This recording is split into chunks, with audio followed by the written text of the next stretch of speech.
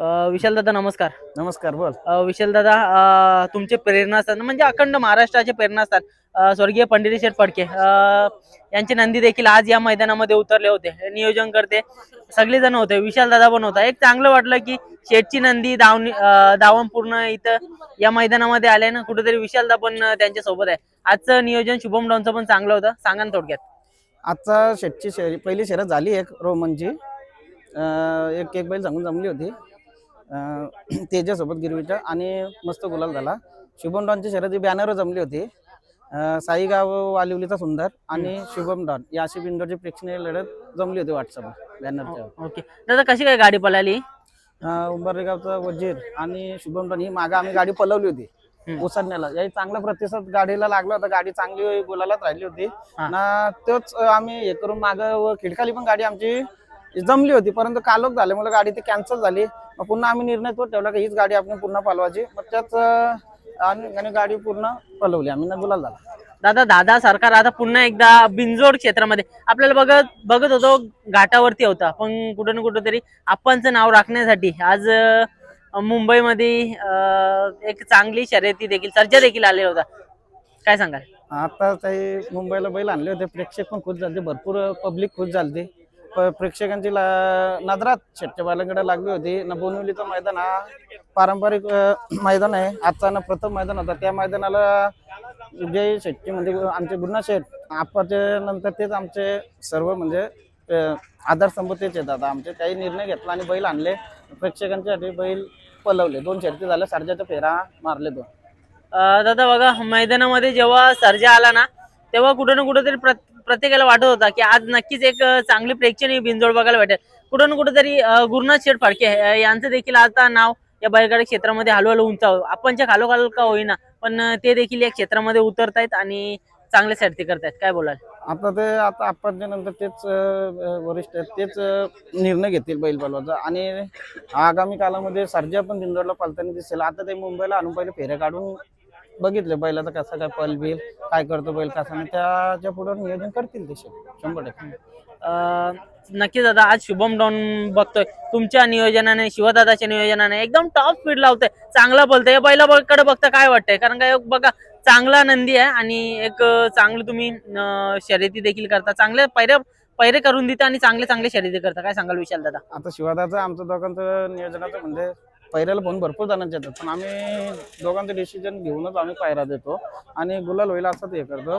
शुभम डॉनला पब्लिकचा असल्यामुळे आतल्या बैलाचे पैरे भरपूर जणांचे येतात, पण कसं होतं, गाडी गुलालात राहिलेली असेल तर मग फोडायला थोडा कठीण होतं. बरोबर आहे. कुठं तरी बघा, चांगला पल आहे या बैलाचा आणि नियोजन करते म्हणजे एक आभार मानायला पाहिजे तुमचं देखील त्यांनी सर्वांनी. कारण का जेव्हा जेव्हा पैऱ्याची गोष्ट येईल ना, विशाल दादा नेहमीच टॉपचेच पैरे करतात आणि खरोखर नंदीला कुठं कुठेतरी आज वरती चाललंय, कुठेतरी तुमचं पण त्याच्यामध्ये एक श्रेय आहे.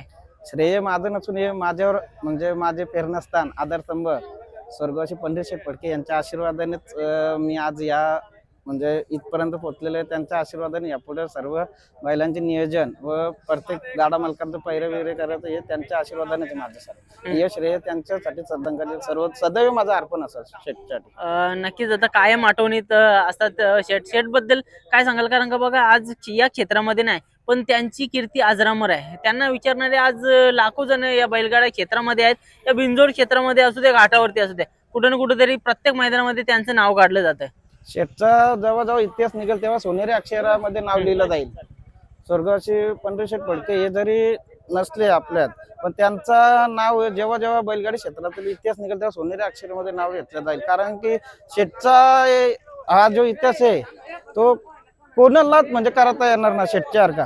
शेठनी 12 वर्ष अगोदर पंजाबशी बैल आणलेला.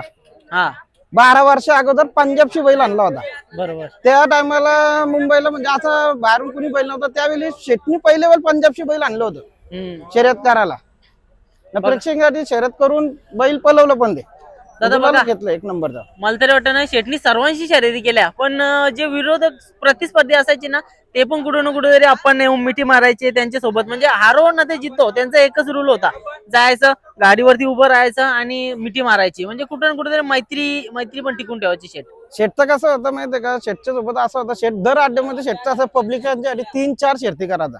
पब्लिकांच्या पब्लिकसाठी शेट शर्यती करायचे. बरोबर. आणि जे शेटचे म्हणजे दोस्त संदीपभाई माली, महेश शेट पाटील, ताडाल भिवंडी, अविनाश शेट पवार DSP, सोनू शेठ भोपतराव, हे यांचं कसं असतं, जर कुणाची गाडी नाही जमली तर शेट बोलायचे चला आपल्या आपल्यातच करू मैत्री करू. शेट असं बोलायचं, तुम्हाला जर वाटलं दुसरी शर्यत करा, माझा बैल तुमच्या बैला झुपा, ती दुसरी करा. त्यानं बोलायचे अविनाश पवारला बोला, अविनाश शेठ पवार यांना बोलायचे तुमची घरची गाडी असेल तर माझी घरची गाडी, तुम्हाला डावी साईड पाहिजे तुम्हाला डावी घ्या, मला उजवी द्या. अशा पद्धतीने शेट शर्यती करायचे.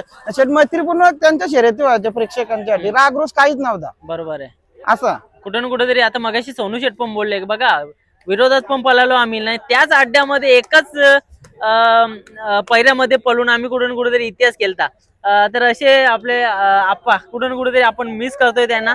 आज ते असते तर या बैलगाडा क्षेत्र एक वेगळ्या वळणावरती असते, कुठं ना कुठेतरी आणखी चांगले दिवस असते. काय सांगाल? आताच्या पिढीला शेटच्या शर्यती म्हणजे बंदीचा काल उठल्यापासून प्रेक्षकांना म्हणजे शेटची शर्यती 26 जानेवारीला एक झाली होती फक्त, तेव्हा झाले होते शेट ना. शेटच्या थोडक्यात म्हणजे शेट सोडून गेले, दुःख होतं जाम. या युवा पिढीला शेटच्या शर्यती कशा असतात या युवा पिढीला दिसतं म्हणजे बघायला नाही भेटल्या ना. त्याच पाऊल ठेवून गुन्हा शेठ फडके हे शर्यती करतील 100%. नक्कीच दादा, आज शुभम डॉनचं चांगलं नियोजन केलं. तो पण थोडं मस्ती करतोय. शुभेच्छा देऊया. आणि एक चांगला पायरा करून आणला, एक उंबारलीचा वजीर आणि आपला शुभम डॉन. चांगली गाडी पळाली. असे बरेचसे नियोजन करत असतात. या नियोजनांसाठी खूप सारे शुभेच्छा तुम्हाला दादा. एक चांगलं वाटलं तुमच्याशी बोलून. धन्यवाद. धन्यवाद, थँक्यू.